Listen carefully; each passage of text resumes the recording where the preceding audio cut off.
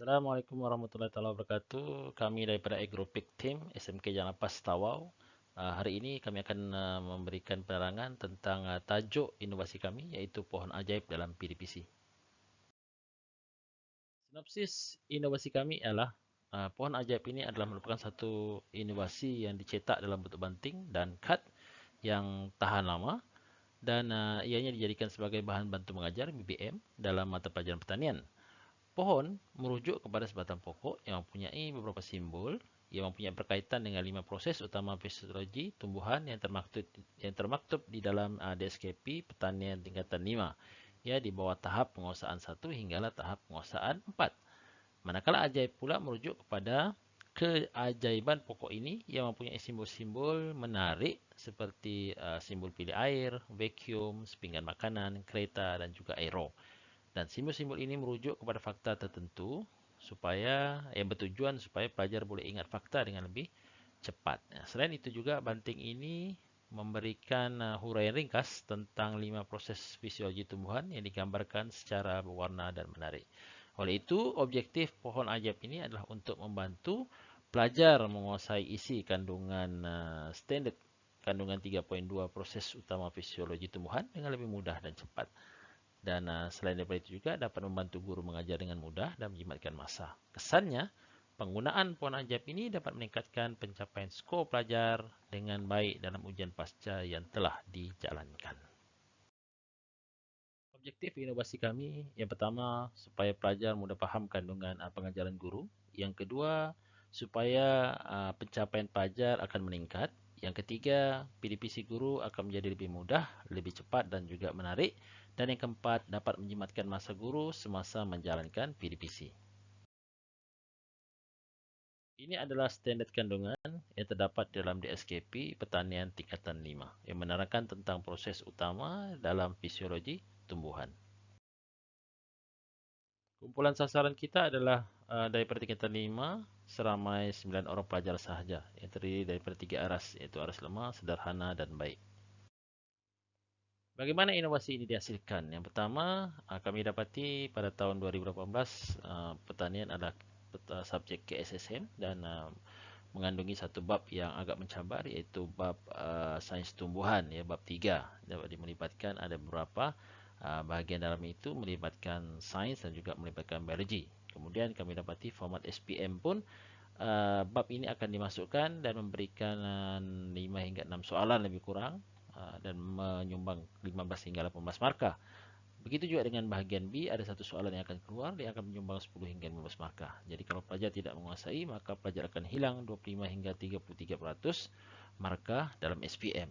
Atas sebab itulah, maka perbincangan dibuat dan kami mengambil isu-isu ini untuk diselesaikan. Maka pohon ajaib pun dihasilkan, ya, dalam bentuk banting dan juga kad. Dan selepas itu barulah kami melaksanakan PDPC, ujian pra dan juga ujian pasca. Ini adalah raja carta alir latar belakang menghasilkan inovasi. Apakah isu dan masalahnya? Yang pertama, pelajar tidak paham dan tidak menguasai bab 3. Yang kedua, gagal dan pencapaian markah pelajar yang rendah. Yang ketiga, guru masih belum mahir dalam melaksanakan PDPC dalam bab 3. Bahan inovasi kami adalah banting yang berukuran 2 kaki kali 3 kaki dan kad yang berukuran 4 inci kali 6 inci. Ini adalah petunjuk bagi bahan inovasi kami, iaitu banting, ya, yang memberikan gambar raja seperti vacuum merujuk pada proses penyerapan air oleh akar, dan begitulah seterusnya yang lain. Kelebihan banting pohon ajaib, yang pertama, pohon ajaib ini ringkas dan mudah dipahami oleh guru dan murid. Yang kedua, rekaannya agak cantik dan menarik dan memberikan perhatian kepada murid dan juga memberikan motivasi. Dan yang ketiga, banting ini mudah dibawa ke kelas dan juga tahan lama. Dan yang keempat, ia mengandungi simbol-simbol yang ringkas dan mudah dipahami seperti vacuum, kereta, pilih air, sepinggan makanan, aero dan sebagainya. Cara ikut inovasi digunakan semasa aktiviti pembelajaran. Yang pertama, kita jalankan ujian pra. Yang kedua, kita jalankan PDPC di dalam kelas. Yang ketiga, kita edarkan latihan pengukuhan dan juga lembaran kerja, iaitu pokok ajaib yang kosong untuk dijawab oleh pelajar. Dan yang keempat, kita jalankan ujian pasca. Dan yang kelima, kita analisis hasil dari dapatan daripada ujian pra dan juga ujian pasca. Kos penghasilan bahan inovasi ini adalah sebanyak RM38.50 ya, sebab banting RM37 dan akad RM1.50. Inovasi ini dapat memberikan impak yang baik dalam PDPC ya, sebab banting ini adalah ringkas dan mudah dipahami oleh guru dan murid. Yang kedua, tempoh masa guru menjalankan PDPC menjadi singkat. Yang ketiga, pelajar cepat menguasai dan mudah paham semua pengajaran guru. Dan yang keempat, PDPC dapat dijalankan dengan mudah secara dua hala antara guru dan pelajar. Analisis menunjukkan selepas ujian pra didapati hanya 4 orang sahaja yang lulus, tetapi selepas ujian pasca didapati semua 9 orang telah lulus dengan baik.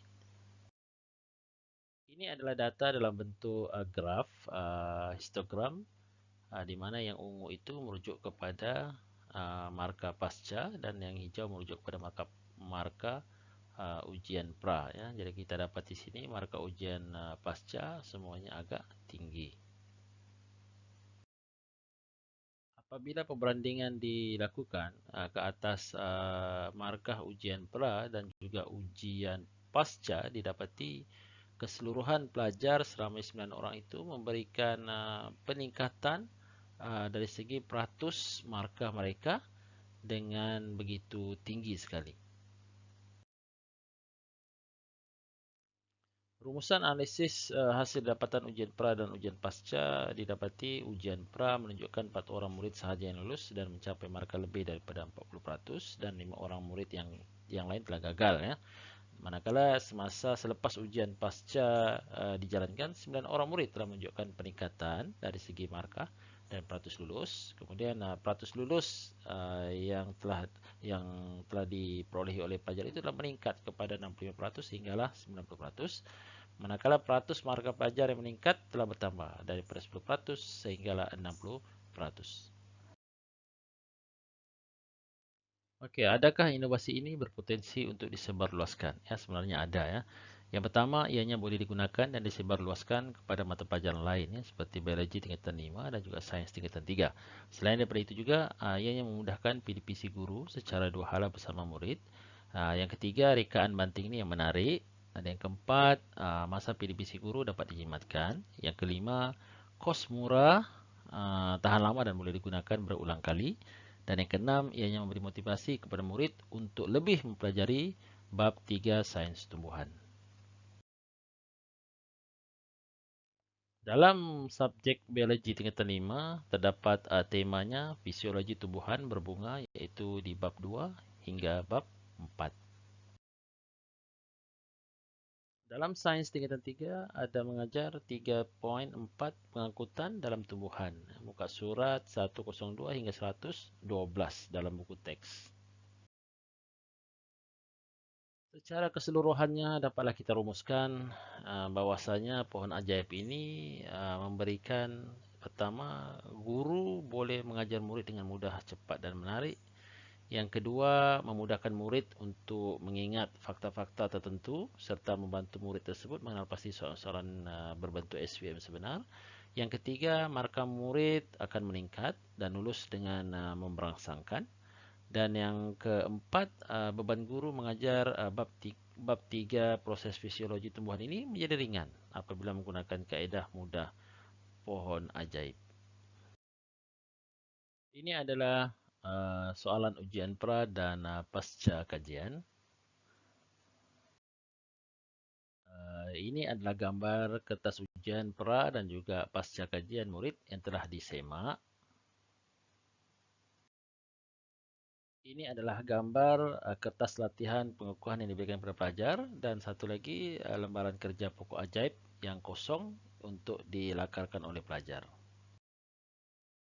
Gambar ini adalah gambar semasa PDPC dijalankan menggunakan pohon ajaib. Gambar ini adalah latihan pengukuhan dan juga lembaran kerja pokok ajaib kosong yang dijalankan di dalam kelas. Ini adalah hasil kerja pelajar, yaitu latihan pengukuhan. Ini adalah hasil kerja pelajar untuk lembaran kerja pokok ajaib kosong yang berwarna-warni yang telah mereka warnakan. Ini adalah gambar semasa pelajar menjawab soalan ujian pasca kajian. Sekian dan terima kasih. Itu saja daripada kami, Egropik, tim SMK Jalan Ampas, Tawau.